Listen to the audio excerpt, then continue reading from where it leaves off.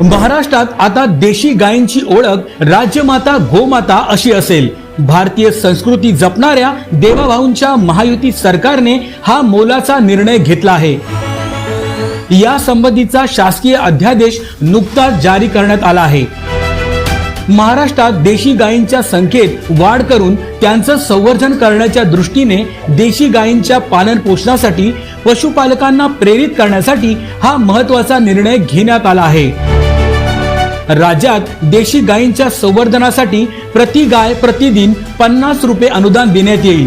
गोशाळांना अत्यल्प उत्पन्न असल्याने त्यांच्या मदतीसाठी हा निर्णय घेण्यात आला आहे। त्या देशी गायीचं संवर्धन झालं पाहिजे म्हणून हा दर्जा देण्यात आलेला आहे।